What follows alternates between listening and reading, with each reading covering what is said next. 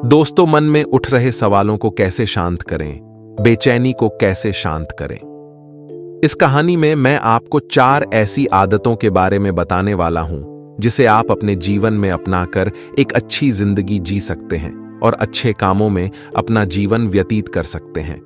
अगर आप इस कहानी को शुरू से लेकर आखिरी तक सुनते हैं तो यहां पर बताई गई यह 4 आदतें आपकी पूरी जिंदगी को बदल सकते हैं। तो चलिए शुरू करते हैं। दोस्तों, एक बार एक गांव में एक गरीब किसान रहता था। उसकी पत्नी और 2 बच्चे थे। किसान बहुत मेहनती था, लेकिन उसके पास बहुत कम पैसा था। वह अपने परिवार को अच्छी तरह से खिलाने के लिए संघर्ष करता था। एक दिन किसान जंगल में लकड़ी इकट्ठा करने गया। जब वह जंगल में गहराई तक गया तो उसे एक बौद्ध सन्यासी मिला। बौद्ध सन्यासी एक भिक्षु था। किसान ने भिक्षु को प्रणाम किया और पूछा, महात्मा जी, मैं बहुत गरीब हूं। मेरे पास अपने परिवार को खिलाने के लिए पर्याप्त पैसा नहीं है। कृपया मुझे बताएं कि मैं क्या करूं। भिक्षु ने कहा, बेटा, 4 आदतें हैं जो तुम्हारे मन को नष्ट कर देंगी। यदि तुम इन आदतों को छोड़ दोगे तो तुम खुश और सफल हो जाओगे। किसान ने पूछा, महात्मा जी, वे 4 आदतें कौन सी हैं? भिक्षु ने कहा, पहली आदत है क्रोध। जब तुम क्रोधित होते हो तो तुम अपने विचारों और कार्यों पर नियंत्रण खो देते हो। दूसरी आदत है लोभ। जब तुम लालची होते हो तो तुम हमेशा अधिक से अधिक चाहते हो। तीसरी आदत है मोह। जब तुम मोहित होते हो तो तुम वास्तविकता को नहीं देख पाते हो। चौथी आदत है भय।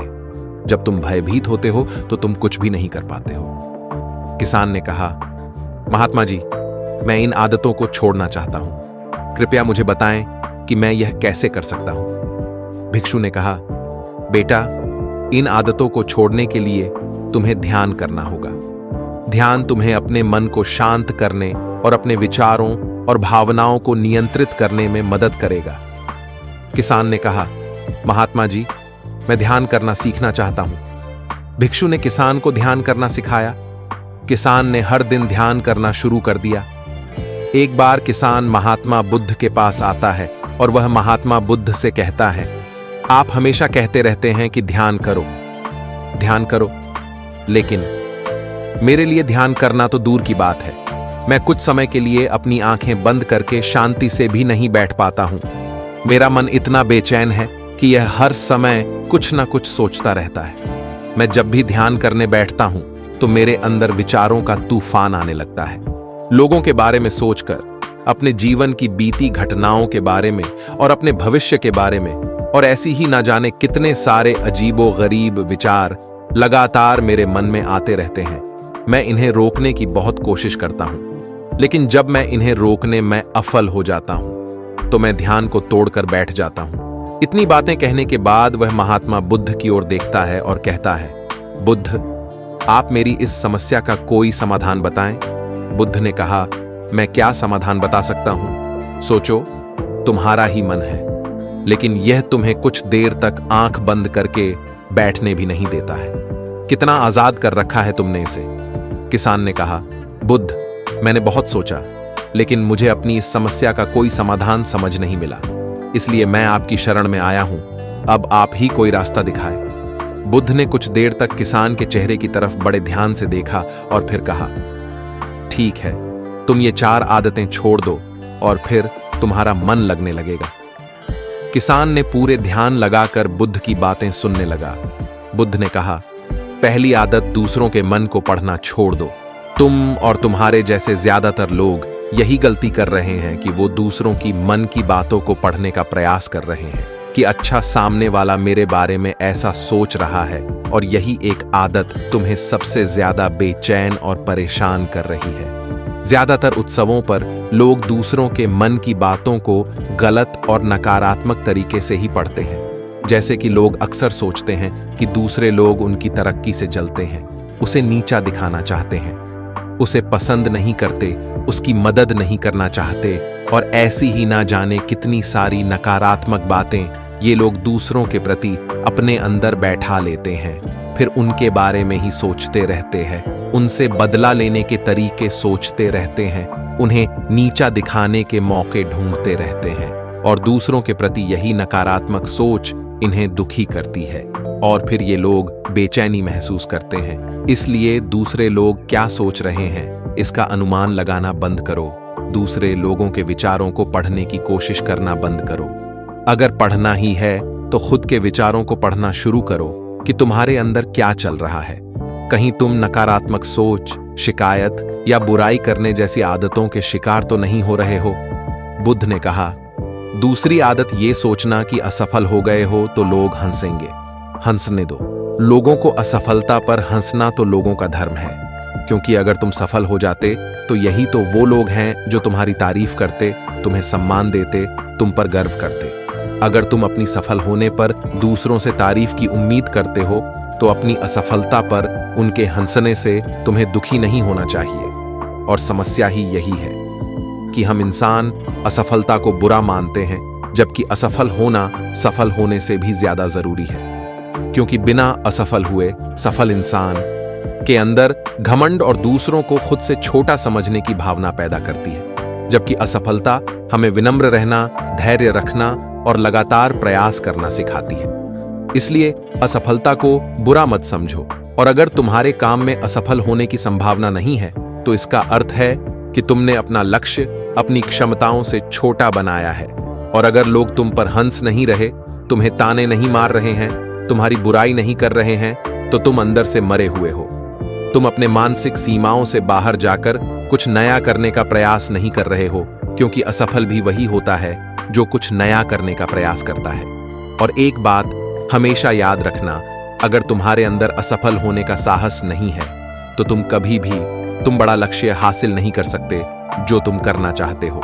इसलिए असफल होने और लोगों के हंसने से डरना बंद कर दो। बुद्ध ने आगे कहा, तीसरी आदत समय को काटना छोड़ दो। लोगों को लगता है कि वो समय को काट रहे हैं, लेकिन असल में समय हर बार उन्हें काट रहा है। लोगों के द्वारा समय को व्यर्थ के कामों में बर्बाद करने का केवल एक ही कारण है, और वह यह है कि उन्हें लगता है कि उनके पास बहुत समय है, जबकि सच्चाई यह नहीं है, क्योंकि उनसे पहले वाले लोगों को भी यही लगता था कि उनके पास बहुत समय है। लेकिन उन्हें पता नहीं चल पाया कि कब समय बीत गया और उनका बुलावा आ गया, और जब तक उन्हें अपनी गलती का एहसास हुआ तब तक समय उनके हाथ से निकल चुका था।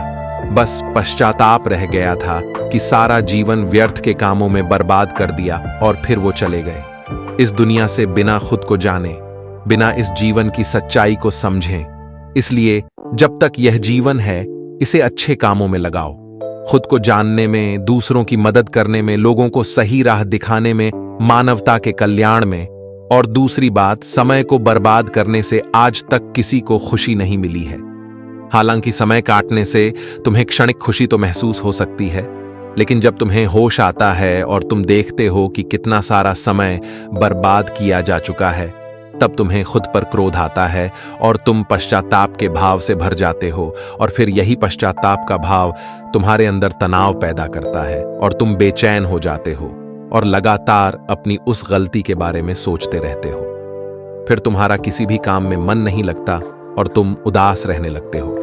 और यह चक्र लगातार चलता रहता है, जिसकी शुरुआत हुई थी समय को काटने से। इसलिए समय को काटना बंद करो और वो करना शुरू करो जो जरूरी है।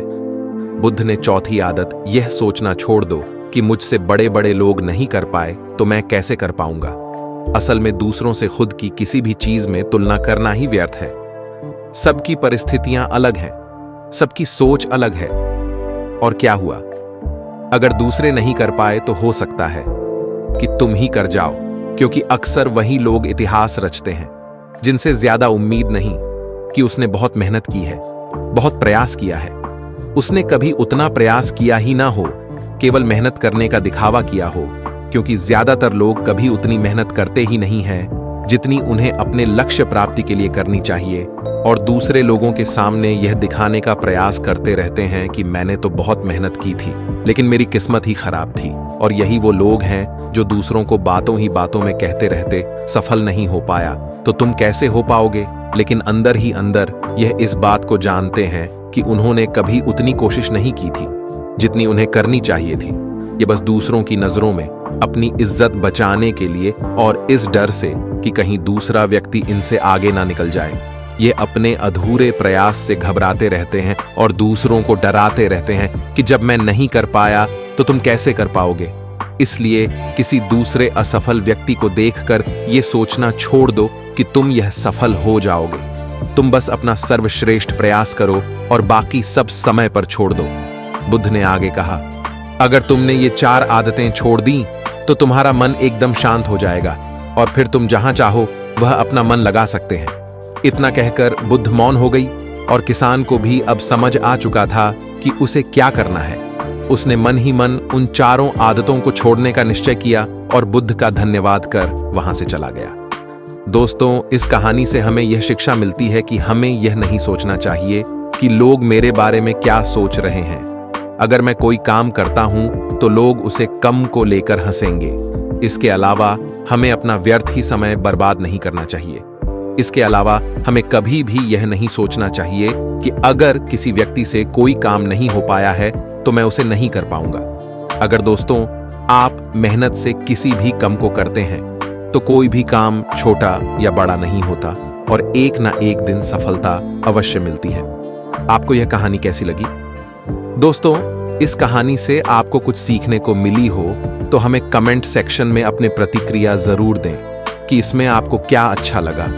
दोस्तों, वीडियो पसंद आई हो तो हमारे channel Durga pro relaxing story channel को लाइक, शेयर और सब्सक्राइब करें। फिर मिलते हैं नई जानकारी के साथ नई कहानी वीडियो में। तब तक के लिए आप सभी का दिल से धन्यवाद।